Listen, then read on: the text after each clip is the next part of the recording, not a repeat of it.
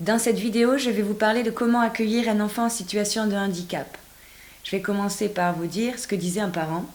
Mon enfant n'est pas un enfant comme les autres, mais comme les autres, il est un enfant. Alors bien sûr, ce n'est pas la tâche d'une seule personne, c'est l'affaire de toute une équipe. Alors il y a aussi des questions à se poser. Quelle est la volonté politique?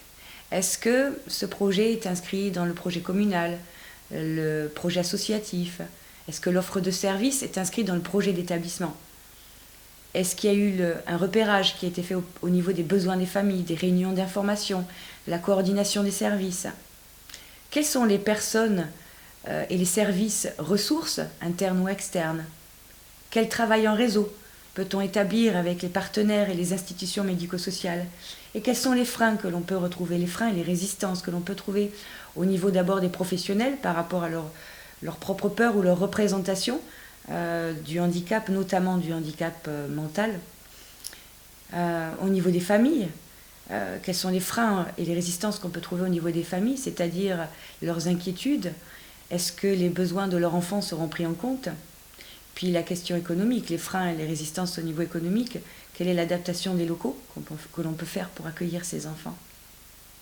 Alors accueillir un enfant en situation de handicap, c'est accueillir avant tout un enfant avec ses besoins fondamentaux. C'est connaître et reconnaître ses particularités, sa singularité, son mode de communication et son rythme. Accueillir un enfant en situation de handicap, c'est aussi prévoir un temps d'adaptation qui est plus long, avec des modes d'accueil séquentiels, qui demandent bien sûr une plus grande souplesse. Accueillir ces enfants aussi, c'est élaborer un PAI, c'est-à-dire un projet d'accueil individualisé avec les partenaires, les familles et les professionnels, qui est bien sûr réévalué. Accueillir ces enfants aussi, c'est participer à la consolidation de son projet de vie, c'est-à-dire préparer son départ, préparer son avenir. Alors les pistes d'amélioration que l'on peut faire pour accueillir ces enfants en situation de handicap, c'est de développer déjà des modes d'accueil séquentiels. C'est aussi accompagner et soutenir la parentalité.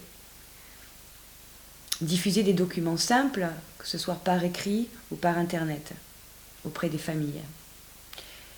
Accueillir ces enfants, les pistes d'amélioration, c'est bien sûr améliorer la coordination entre les partenaires et les services médico-sociaux et les institutions, comme les CAMS, les CMP, CMPP, CESAD, l'AMDPH.